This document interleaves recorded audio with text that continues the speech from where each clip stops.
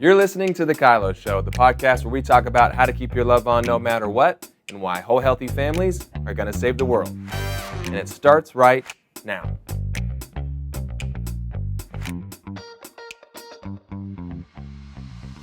Hello and welcome to The KYLO Show. If you're watching, you might notice that there's something a little different. This is not Danny Silk. That was not my dad. You are correct. This is your number one guy. I'm my number one guy. It almost feels like we're at the Imperfect Parenting podcast. Just going to say that. Except for we're normally closer together. I can't quite touch you. It's a different table normally. We can be closer, but yeah, different set, different conversation. Different crowd. Same people. Potentially. Yeah, it's true. It's probably a different crowd. So if you like Ben and I's dynamic, you can go and listen just to the two of us at Imperfect The Parenting. KYLO Show, we're coming for you. Yes. That's great. It's good to be here. It's fun to have you. And It's an honor to host this with just you. And this to sit in my dad's seat. I know. It's warm. He's been here a lot. Well, if you've been listening to the marriage series, you've just heard my parents. They were up before us, and we had a conversation with the four of us. Mm-hmm. We've got some fun things that are happening. So I'm excited that Ben and I are here. We're really kind of, the point of just the two of us being on here is talking about kind of the early years of marriage. Yeah. We are nearly 20 years, so we're early-ish. People don't believe that we've been married 20 years because we look so young. And And Ben likes to tell everybody we got married at 12. That is not true. People believe us because they look at us and like, how have you been married 20 years? How old are you? Yeah.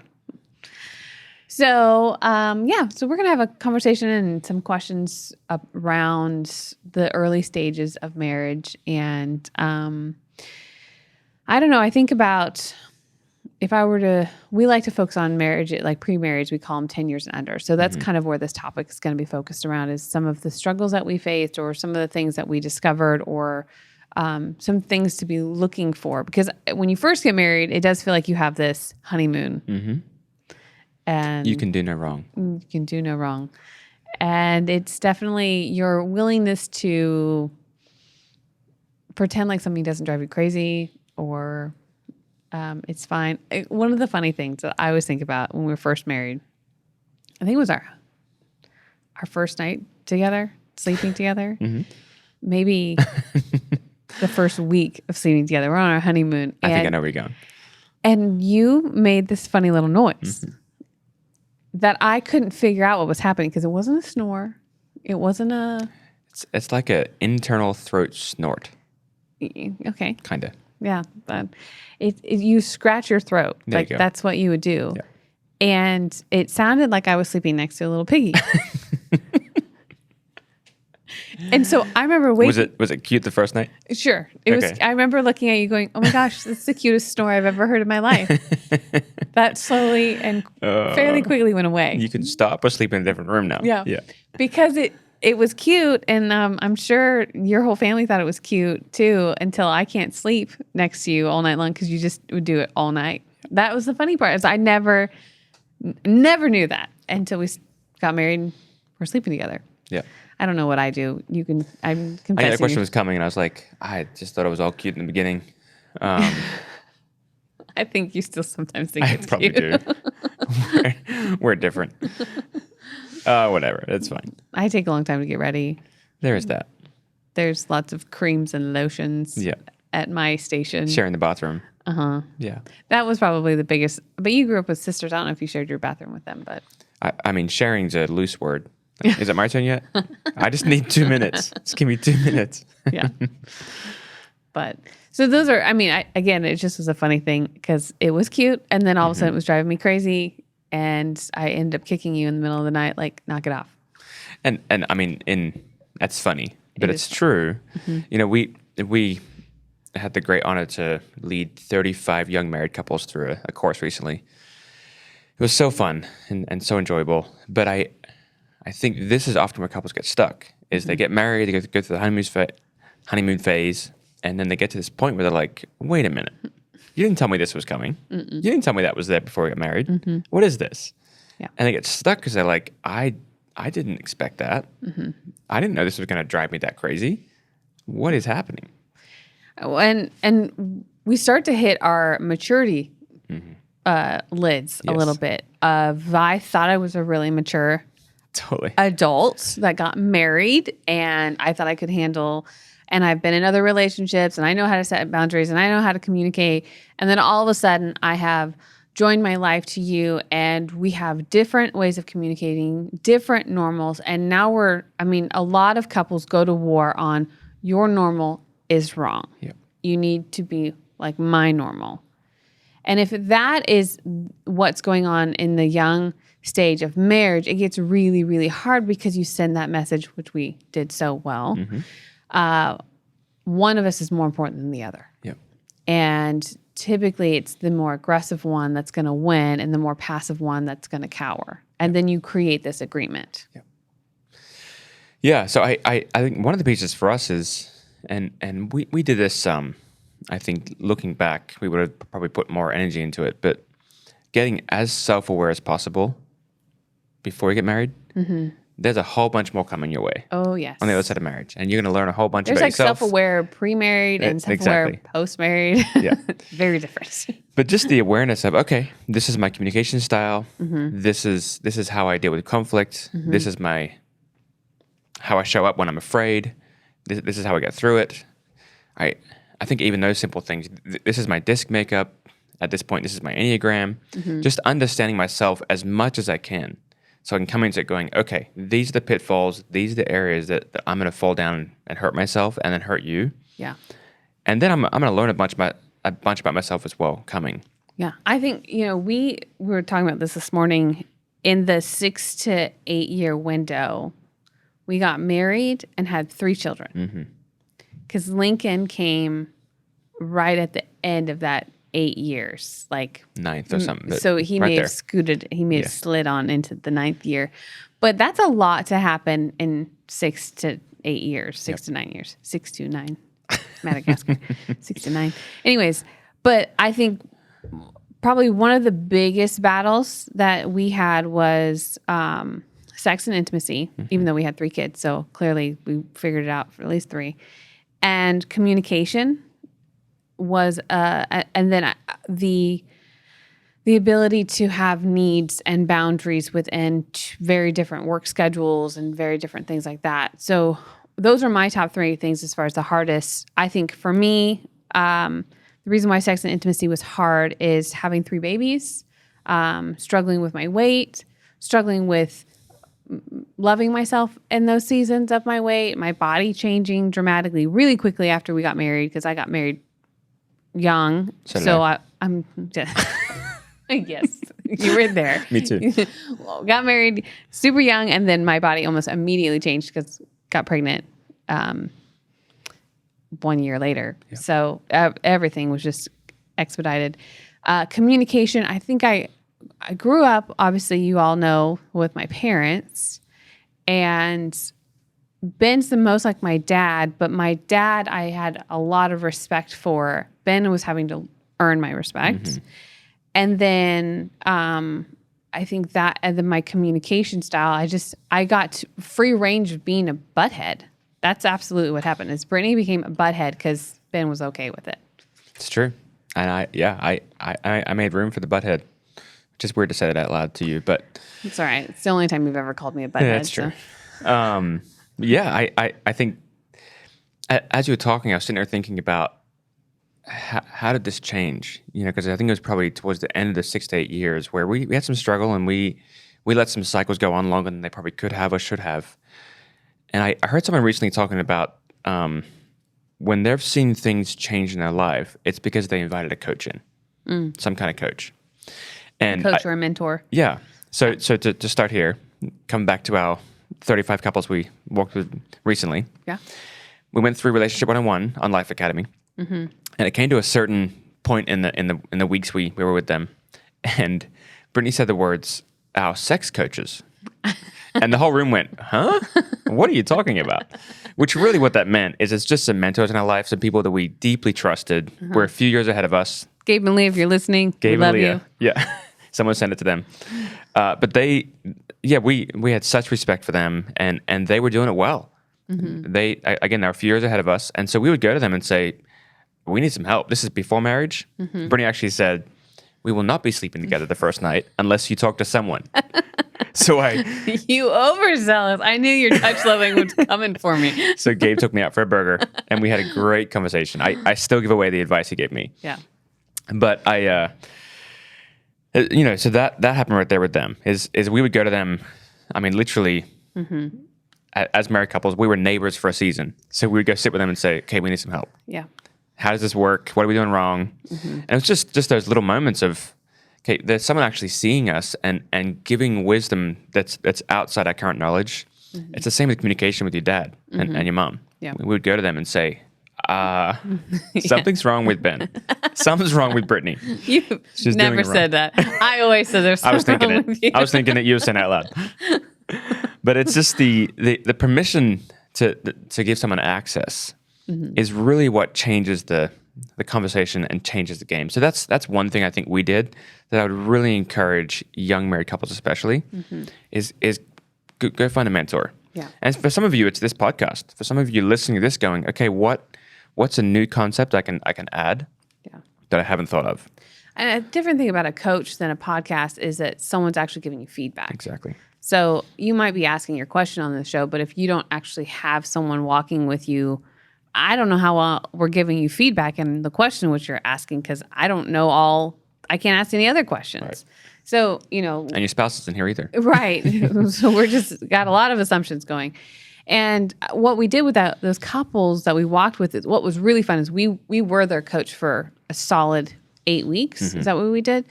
And we put them in small groups, and we had another couple with us, and we were with them, and we talked and did Q&A and hard conversation. I mean, we were having hard feedback sessions. We were in their life. We were, and it was amazing and beautiful. And the testimonies that have come out of it are changing the dynamic of the culture of their marriage and what they're going to continue. I saw a couple on Sunday. You weren't there at that service because I did prayer. And so behind me is one of the couples, and I was checking in on them. They're just giddy to see us because they feel like we've invested in something that they want to do really well. Yep. And that is what changed our cycles. We welcomed in somebody and said, we don't know what we're doing. We're tired of going on this track, and it's really pointless.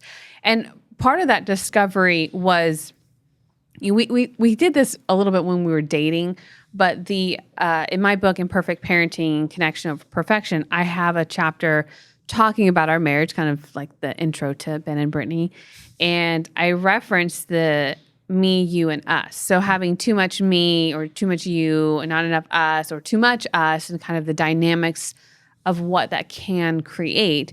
And we've done that. That's part of the cycle is I consume us, especially when we have the children is like, you need to be with us always because I'm dying and I need help. And sure, there's a balance between even that, like my mentality of how much I should be giving to my kids and how much I need to take care of myself.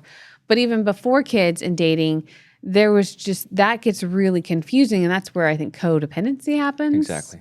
And that's another thing that is easy to do with an aggressive or a passive style personality is that you get this confused, muddled marriage that doesn't have a clear definition of you as an individual, me as an individual, and then us together and what we create and what the balance is. Well, this was a conversation we had with your dad before we even engaged. Is and this was the moment when I got permission and understood I had a need. Yeah. Do you remember the analogy he gave? Exactly. He talked about, Ben has a garden and Brittney has a garden. And Brittney's garden was flourishing. She had all these needs and all these things she was giving away to Ben. And she peeked over his side of the fence and realized, your garden's empty. So she knocked down the fence and started to fill his garden. And it was such a great analogy. And it really fits right here, I think, in that, you were like, hey, let me plant your garden too. I got plenty to give. And the problem is that just confirmed that you're important and I'm not. So we had to re-erect the fence, put it back up, and go, this is my garden. Because there is a point where I stop and you begin. And that has to be clear, that line. Because if it's not, it does get muddled. And then pretty quickly, you become my happy, you become my source, and this thing gets confusing.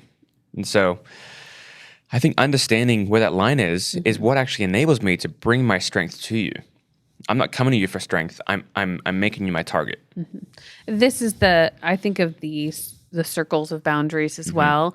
When we don't have a clear and good foundation in who I am and then me and the Lord, that's where all of a sudden my spouse becomes Lord, because I think that is what the most important thing is.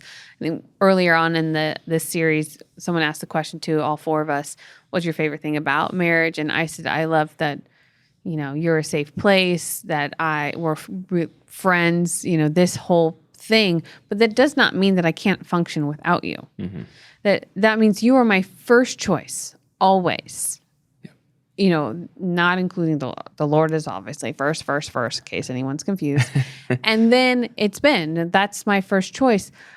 But I also have to have other relationships. I also have to have other places that I go, because, as much as you will endure a pedicure with me, you don't enjoy them quite as much as my girlfriends. True. And it's okay. And I don't enjoy the same thing that you do with your guy friends quite as much. Your cold plunge adventure you seem to be going on. I know. I don't care. Have fun. Any cold plungers out there? Find someone that wants to do that with you and do it over and over again. I will video it for you, which is exactly what I do. I'm the videographer. I think that's the correct word. But this is the thing, is that to have differences is a beautiful thing. But you've got to make sure that you're not living completely separate lives, especially when I think one of the challenges is newly married couples coming together, especially we've got a lot of older, they're more established in their life. And we were 18 and 19, so I barely had a car. That's how this is going. I didn't have a car. But they have this established life, and they're used to living so selfishly. So to join, they now have to put something down to make space for the us. I feel like that's a really hard thing for a lot of newlyweds these days. I don't know what you think. Yeah, I think especially older people, but really just people in general, is we talked about this in the first part of the series with your parents, is just this comfort and selfishness is really trained, in the world around us. It's this conversation that's pretty loud. And I think it's seeping into marriage too. And just take care of yourself. And so the me, you, and us, that's when the me gets too loud. And the us isn't in balance with that. And so it gets dangerous. Which I think the piece I always think about right here, which we're kind of talking about without using this word, but we always encourage young marrieds to pay attention to community too. I remember years ago, I was meeting with this couple. They were probably in their late teens, early 20s, preparing for marriage. Us getting married. Exactly. But I had this couple in my office numerous times, and I would tell them all the time, who's your community? What's your plan for community? And they're like, okay, yeah, that's important. We'll get to it. So they get married, and they never got to it. They never made space for that in priority, and they didn't weather the storm. They couldn't do it, and they separated, which was so painful to watch. And it doesn't mean that's the only thing that was the problem. There was other things going on there, but the community really becomes this guardrail that I can bump up against. People can see me, can experience our marriage, and go, hey, what's happening over there? Do you smell that? I didn't smell that. There's no problem there. We're all seeing it. So community is such a big piece, I think, to pay attention to as well, in the early years especially. Yeah, and we did this with our young marriage group that we just led, is we intentionally put them in the same table every week for 8 weeks because we knew that this is hard. You are in the la-la, you are in the honeymoon, you come out of it, and you go back to your old community, which may not always be something that you had together, or you go back to the singles community, which is hard because the singles, you just don't understand the tension. And so it's easy to be like, yeah, he should, or yeah, she should, but you don't understand the sacrifice that's going on inside that house. You don't understand the choosing that's having to happen every single day. You don't understand the in-laws that came with this, the difference in our normals that we're fighting and then trying to make, a new goal of we're going to fight together, not against each other. So finding people that are like-minded, that are going to fight for marriage and not just agree that the other person is a jerk. That's right. That's really important. Yep. That's the kind of community we want. And because that's the community that's going to give you feedback of, I know you're struggling, but is he really that bad? Yeah. Is he really that awful? Or are you just being really selfish? I mean, that's a hard conversation to have, but from one married woman to another, I will ask you that question if you are out of control with the way that you talk about your husband. Yep. And in the sea of learning and new and normal, it's easy to get wrapped up in you're weird, you're different, I don't like it, you need you to change because it's stressing me out, rather than looking at my own stuff. Yeah. And healthy, good community with like-minded people is so helpful. Yep. Such an important piece. So that's probably lots of things to talk about. Taking good care of yourself, continuing to grow. I'm always growing. I think that's a huge one that mentors and coaches and community really help with. And then let people see you. I think don't isolate your marriage. Yeah. I think in the first few months, it's kind of a natural thing. You go on your little honeymoon, have fun. Yeah. But make sure when you come out of your hermit crab shell, go find some friends. That's right. Good.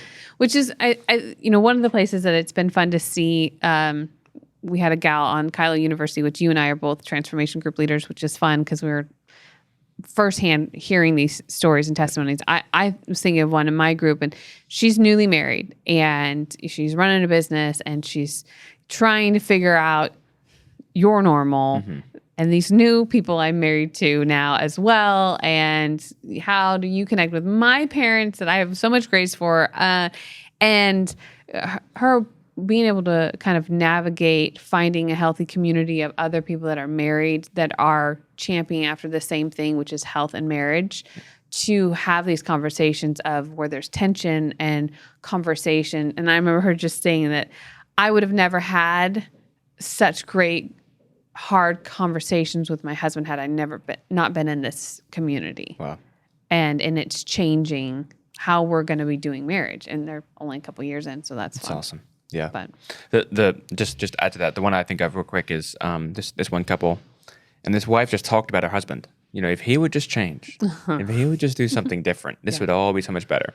Yeah.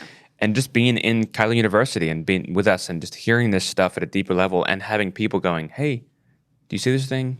You understand? Do you hear how you just responded? Yeah. She began to work on herself.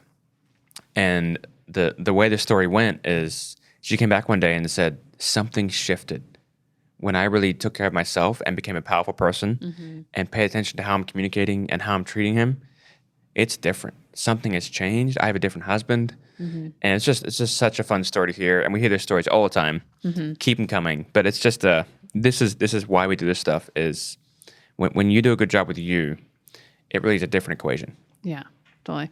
KYLOuniversity.com. That's what we're referencing. You can register if you're interested, and we'd love to have you. We would love to be have my you. group. Yeah, or mine.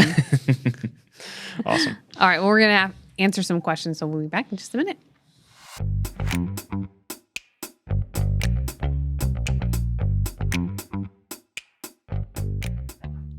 All right, well, we're back and we're going to answer some questions. The first question that we have comes to us from Bernie. Hey, Danny and Brittney. I've been loving the KYLO Show. My husband and I have been learning about the love languages. I am definitely an acts of service, and here's the words of affirmation. I have noticed that he is doing so much to serve me and heaps around the house. He's going to extreme lengths to show me how much he loves me and the things that he's done. But now it's getting to the point where he's doing so much that it actually feels more like manipulation than loves to get me to compliment him on everything that he's doing. If I don't mention that I've noticed each individual thing, little comments are being thrown my way. And it's starting to result into me becoming more afraid to speak up and say things, and I'm shutting down. It feels like we're actually now in a battle of wills rather than love. How do we return to love flowing back and forth and move away from trying to make the other person do what we want? Well, Bernie, Danny is not here, but good thing for you. We've got another high words of affirmation guy and Acts of service girl. So I just want to pause first and say she said heaps as an Aussie. Yes. I just so appreciate the Aussie coming out. It's good for me. So Bernie, thank you. All right, back to the question. my first thought is, it does sound like we've strayed away from the hardest to serve. And my guess is that maybe he's pursuing this because he doesn't feel like he's getting it, and so it's just becoming this thing to get what he wants, which is, we're both guilty of this in different ways. I think it probably the big one for me is the touch from you. Is, I want to cuddle with you at night. And I go, I don't believe you at all. You don't just want to cuddle. You don't ever want to just cuddle. And it's normally like, I know when that need's there, because I'm not a touch loving, not a words person. So I know when I've depleted the well because I'm the one putting the water in there. I haven't visited in a while. And so when you say you want to cuddle when I know you're depleted, I'm like, that's not, you're just hoping for something. But we've talked about this before. Like, I'm like, just tell me straight out that you want to have sex with me, which is, again, high D. I want it blunt. I want it straightforward. I want it honest. So that's what we had to learn. It's a little different than the words piece and the acts of service piece. But I think that it's a similar cycle in that you wanted something from me, but you weren't asking me directly what you wanted. And so I started to feel manipulated, which I really hated, which didn't work out in your favor either in our season. But I think probably my first thought, which I would love to hear yours, is you probably need to be honest. Like if you do something for me and I don't tell you thank you or praise you, I'd rather you not do it for me, because it starts to feel like you're manipulating me to get what you want, which is really yucky. And I want you to feel like I'm doing a good job of meeting your needs. So if I'm not doing that, that's a different conversation I need you to have with me. Because I want to meet your need. I want to serve you in this way. And if you don't feel that from me, man, I got to work on that. But this dynamic that will never feel fun for me. I remember answering this question in Mexico one time. A few years back, we were there and we did some little marriage seminar. Yep. After church on Sunday morning with a translator. It was so fun. And even in Mexico and Australia, they're asking the same questions, but it's an international question. But we had this. It's universal. I had this response, which was essentially, if you're only doing it for the praise or the affirmation, is that really love? And it's a hard check, because there is this exchange that happens. In the past when I've done this, I get what I need, but I'm not actually telling you the truth, like you're talking about. So I think just paying attention to, what is my motivation, and have I actually share what I'm needing, because I think the other piece here as well, being married to an acts of service person, I could do 10 different things, but the thing you were needing that day from me, or the target that was going to hit that and really communicate the act of service that you were looking for, wasn't in this 10. Yeah. And so that's great that you cleaned everything and you packed up everything and all that. Did you see this thing over here? Which is really painful to hear for a words person to go, look, everything I did for you. Look at all the things I did for you. Yeah. Or you can go, oh, I missed it. I didn't actually ask you or lean in to figure out what you're needing today. I just hoped I could perform my way into get my need met rather than communicating. And we did that a lot where, especially younger years, there's a mountain of things to be done, especially with 3 kids at home. Yeah. And, maybe what I needed was to be able to park the car in the garage, but your tools were out or something like that, and you're working on something, but you couldn't get to it till the next weekend, and it's, Tuesday. And I'm thinking about the rain's coming, I got to go grocery shopping, I'm loading kids in and out, but not in the garage. So yes, the dishes are piled sky high. Yes, the laundry needs to be done, and the toilet's clogged again. And I didn't take anything out for dinner. So those all are happening, and that's what you can see. But the thing that I'm most concerned about is I can't park in the garage. Yeah. but because you didn't ask, you don't get all the praise that you wanted. And I'm grateful for that. But it also kind of feels like, well, isn't that also your mess too? The dishes and maybe not the toilet. I don't know who did that. Probably Delaney when she was little, and dinner. So that's the hard part with the acts of service person is that there are some things that feel like this is just our partnership. I have a higher level of needs to get done. Like I love the bed made. You don't have the need at all for the bed made, but you do it because I love it. Yeah. And that's just one of those things. But these are the pieces of that acts of service that I love how you listed that out. This is why communicating and telling the truth and then also putting on display, Bernie, you're asking this question, but it's really your husband that needs to figure out what he's going to do, but you're going to have to be willing to have the conversation of, I love you. This isn't feeling like love. I'm not sure what you're needing from me. Because I now feel obligated to praise you when I feel like you're not, the heart towards me isn't love and affection or serving. It's to get something from me. So clearly we're missing it. Yeah. And those conversations when you're newly married feel really hard because they feel like it's dangerous territory. Yeah. You're like stepping on toes, like, ooh, don't know how to do this. Or, it's maybe there's just some other factors going on. But if I give you any encouragement, it's worth leaning in, having the harder conversation, and keeping the truth on the table loud. Yeah, it's only going to benefit you, and then keep the goal connection loud. Yeah, because you both feel disingenuous right now. You both feel like I'm just doing this to check something off. Yeah. So paying attention to that as well, I think, is, Bernie, my encouragement to you would be keep looking for opportunities to serve your husband. Keep laying your life down and doing a good job there while communicating the truth. And then look for ways to give some feedback so that becomes his goal too. Yeah. It's his laying his life down regardless of what you do. Yeah. Because two people doing that creates a beautiful covenant. So much better. Good. All right, Bernie, you guys talking. Great question. All right, this one does come to us from Instagram. So again, if you like to send us a KYLO question, great place to do that is Instagram. DM me. Just make sure you spell my name right. Otherwise, you won't find it. Brittney does not have an A. All right. Melinda asks us, how do we communicate through disagreement when our communication styles and habits are so different? Ben, we would have no experience with this whatsoever because we are the same human. Said no married couple ever. That was sarcasm for you. Yeah. How do we communicate through disagreement? We disagree, so that happens. Well, that has happened before, that one time. Yeah, whatever. We disagree often because we are so different. Yeah. I think the biggest piece here for me is we have to learn to listen. And not listen for myself. Like, okay, I'm listening to hear how I would say it. I'm listening to what you're needing, what you're feeling, what you're experiencing. So I can respond. Because if I'm waiting for you to do it the way I would, I'm just going to live frustrated. Totally.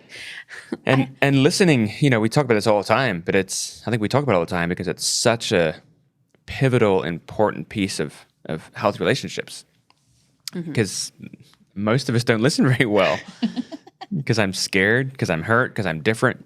There's just different reasons why that happens. So I think it might sound like a simple answer, but I would start with just learn to listen really well while you're understanding your spouse. I think that's the other piece here is the journey we went on is learning to understand ourselves and then learning to understand each other. And the deeper that got, the more grace we had for each other. We went on a hike yesterday, and I was thinking about the water bottle. So I sat down to fill up our water filter and then fill up my water bottle, and it was tucked underneath my bum. There you go, another Australian word for you. And when I leaned into the water, it kind of lifted off of my bum and rolled, and it's crazy snowfall here. So the water that's normally not like this is like rapids. It's crazy. So I look up and I see my water bottles just floating down the little pools and rivers and streams. And you had come over right in that moment, I think. And I was like, oh, I really love that water bottle. This is a cool one. It was like collapsed into itself and clipped. And so it was really light. Very backpacking friendly. Yes. And I also love that you can put hot water in it and put it in your sleeping bag, keep you warm, because that is real. Anyways, so this water bottle is floating down the river and I'm sad to see it go. Well, Ben immediately is like jumping up thinking, I'm just going to hop my way through these little rocks and see if I can outdo the rapids. And I am now scared because we have different levels of necessity to this water bottle. Ben's like, I will save the water bottle for my wife because she loves it and I am here to serve. And I'm thinking, I so would rather a husband than a water bottle, as you're going to die on that cliff because that's just how this is going to go. And what I think about is this early years would have started an all-out fight. Right? Yes. Absolutely. Over a stinking water bottle. Over a water bottle. Because we have different needs. We have different ways of approaching a disagreement, which is that doesn't feel safe, doesn't feel worth it. Don't do it. Ben goes, I should get the water bottle. Adventure and safe. All Hero. of things. Uh-huh. Yeah. And even when we're leaving, you're like, I'm going to be right back. I'm like, oh my gosh. And all I can think about is it's not worth it because he is smart enough to figure out that he's not going to risk his life over a water bottle. But he's already risking his life more than I would risk my life for a water bottle. which is our whole marriage. Which is everything. Pick a topic. But that's where I bring up this silly analogy because it just happened. And I was thinking about you also did this with Lincoln. You took Lincoln across the rapids. Absolutely. To go see a cave. And all I could think about is he's going to kill my only son, which is the heir to your name. Which then I think he's probably pretty important to him too. I'm going to leave that there. You know the answer. I do know the answer. KYLO Show audience, you know the answer to that question. The whole point is we disagree. Yes. We disagree. We see it differently. We disagree. And there's too many times that I can count that I'll say mostly me have decided to fight about it, which brings in usually our worst form of communication, which I'm aggressive when I'm in a disagreement and I'm scared and I'm choosing to pick a fight about it, I bring my worst. And you bring your worst because I'm scary. Yep. So what I've learned is it worth it?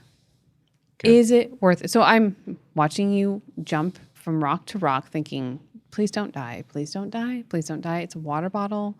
Or it's our son. It's our son. As I'm holding the dog that's nervous, who's manifesting how I feel. She's just shaking with giddy, like, I want to go with you. I'm like, I'm shaking because I'm afraid they're going to die. But I also have to go back to, okay, Ben's not going to risk his life for a water bottle because I know he's a wise man. But I had to talk myself off of, is this worth having a fight over? You would never even take a step in that direction. Right. You never heard any of this. I mean, we were laughing about the water bottle, but it wasn't a fight. Meaning you would never consider what I'm doing. No. Because it just didn't seem worth it. Yep. None of it seemed necessary. It was not necessary. None of it was necessary. But that's our disagreement. Yeah. And I think this is in the young years, we're trying to navigate. I feel like you fight over the stupidest things. Yep. Like, it's one of the most common things we hear on assessments and from young couples is we end up fighting over the stupidest things that matter not. Yeah. And I would say that Lincoln matters. Well, that would be a different conversation. Deeply. Lincoln matters. I love my son. I know you love our son. But I think it's funny because even in that analogy, I had to go to, I trust Ben more than wanting to start an argument over something. Yeah. And I know that you're wanting to push him and this and that, but I'm like, he's not going to endanger his life. And I have to trust that. Mm-hmm. So I won't have an argument about this. Even the girls sitting next to me, they're like, what is Dad doing? Why do we have to prove this right now? I'm like, I'm just glad that you think like me, girls. This makes me happy.